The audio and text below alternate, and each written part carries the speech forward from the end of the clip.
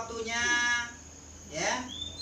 Kegiatan kita biasa setiap bulan itu P2K2, pertemuan peningkatan kemampuan keluarga ya. Nah, sebelum kita belajar Bu ya, kita doa dulu ya kepada Bu Indah. Pimpin dulu doanya Bu Indah. Berdoa mulai. Berdoa selesai. Ya, terima kasih Bu Indah untuk doanya pada pagi hari ini ya. Nah, sebelum kita, kalau minggu yang lalu kita belajar cara merencanakan usaha ya. Nah, untuk hari ini sebelum lebih lanjutnya saya bertanya dulu ya kepada Ibu Indah lagi. Berapa anaknya Bu di rumah Bu? Satu. Sekolah Bu? Baru masuk PAUD. Oh, baru masuk PAUD. Bu Yesi berapa Bu Yesi? Baru masuk 5. Oh, baru masuk 5. Ya, jaga terus sehat Bu ya. Bu Cindy berapa Bu Cindy anaknya Bu? 2 ya. Nah, jadi kita belajar hari ini adalah apa itu anak? Apa haknya anak? Nah, jadi kita harus pelajari hari ini. Nah, jadi Ibu harus paham apa itu pengertian anak. Nah, jadi Ibu bisa perhatikan depan Bu ya. Nah, ini kita bisa lihat. Nah, pengertian anak. Anak adalah seorang yang belum berusia 18 tahun. Nah, kalau belum berusia 18 tahun dinamakan masih anak-anak. Ya? Nah, terus kemudian termasuk yang masih dalam kandungan. Ya, walau yang masih dalam kandungan itu termasuk anak-anak dia. Ya, Bu Indah Bu Yesi ya, yang lainnya juga ya. Nah, jadi sesuai dengan Undang-Undang Perlindungan Anak nomor 35 tahun 2014. Nah, kemudian yang selanjutnya pengertian hak anak itu apa sih? Nah, hak anak adalah hak yang melekat pada martabat manusia sebagai insan ciptaan Tuhan yang Maha Esa yang sifatnya tidak boleh dilanggar oleh siapapun yang seolah-olah merupakan suatu kesucian oleh area suci. Ya.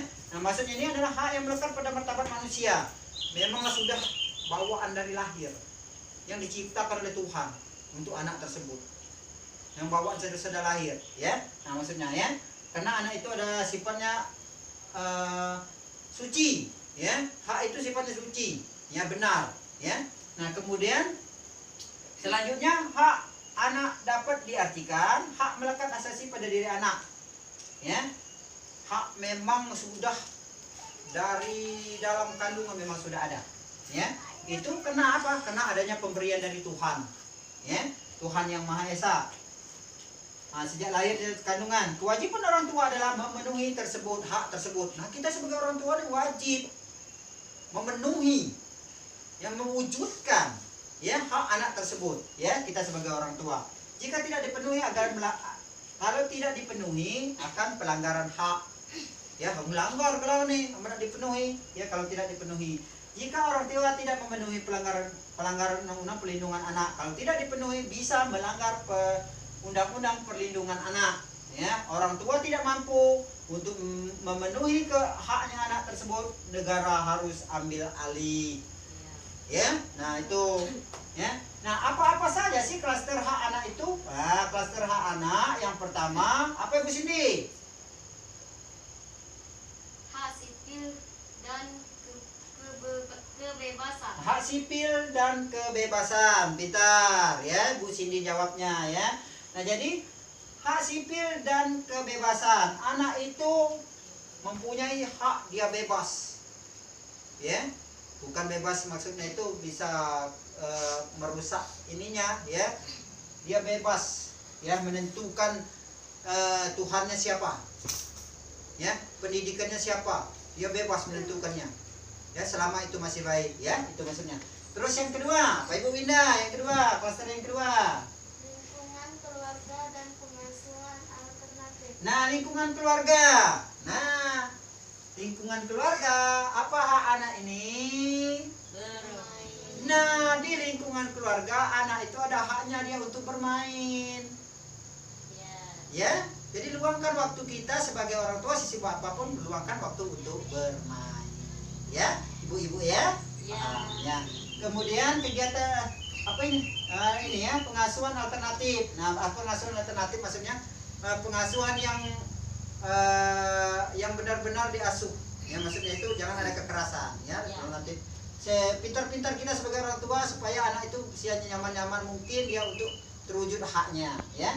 Kemudian yang ketiga, klaster kesehatan dan kesejahteraan dasar. Nah, anak itu mempunyai hak dia kesehatan. Kita sebagai orang tua harus memenuhi haknya. Apa kesehatannya? Misalnya dia sakit, kita harus berobat, berikan dia untuk berobat, ya, ke puskesmas. Kalau sakit dia ke dokter, ya. Kita sebagai orang tua harus memberikan waktu untuk dia berobat, wajib kita sebagai orang tua, ya, maksudnya itu, ya. Nah, kesejahteraan dasar. Nah, kesejahteraan dasarnya kebutuhan dasarnya, ya, pakaian, sandang, pangannya wajib kita, ya, makan, minum, pakaian, ya.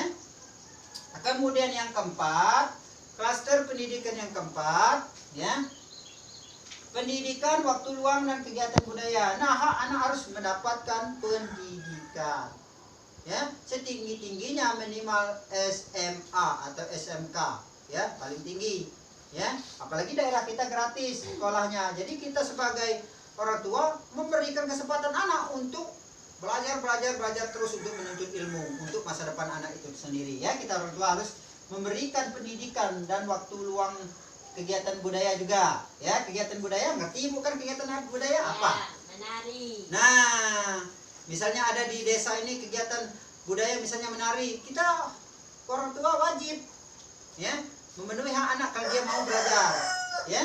Nah, itu. Kemudian hak anak yang kelima, klasternya yang kelima ada langkah-langkah perlindungan khusus. Jadi ada perlindungan khusus, jangan sampai ada kekerasan pada anak di dalam keluarga, ya, karena bisa melanggar hak anak, kita bisa kena hukum, ya. Nah, karena sudah ada undang-undangnya, ini Undang-Undang Perlindungan Anak nomor 35 tahun 2004. Nah, ada undang-undangnya untuk anak-anak itu untuk dilindungi, ya. Itu ibu-ibu, ya, paham kira-kira? Paham. Paham, alhamdulillah paham. Mungkin ada yang bertanya untuk ini materi kita. Ada yang bertanya? Bu Yesi? Bagaimana cara mendidik anak dengan baik? Cara mendidik anak dengan baik, penuhi haknya. Ya. Ya, tingkatkan kasih sayangnya. Haknya harus dipenuhi, hak pendidikan, hak kesehatan, hak waktu luangnya bermain sama keluarga, ya. Nah, itu. Sudah ada lagi yang bertanya?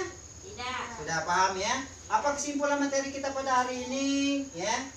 Ada pengertian anak adalah seorang yang belum berusia 18 tahun, termasuk yang masih dalam kandungan, ya. Nah, hak anak ini sudah kalian paham semua, ya. Untuk PR di rumah, ya. PR di rumah, ya. Tidak ada PR, kita materi selanjutnya di rumahnya Ibu Cindy, ya. Kita belajar di rumah Ibu Cindy materi tentang disabilitas, ya. Anak di keluarga ada yang cacat, bagaimana cara melindungi orang-orang yang cacat, ya. Ya, mungkin hanya itu yang dapat Bapak sampaikan, ya. Sebelum kita tutup, kita doa dulu pada Ibu Winda, doa kembali. Untuk menutup berdoa mulai. Berdoa selesai. Ya, mungkin hanya itu materi kita pada pagi hari ini. Mohon maaf jika ada kesalahan, ya. Pada Allah Bapak mohon ampun dan saya akhiri. Wassalamualaikum warahmatullahi wabarakatuh. Waalaikumsalam.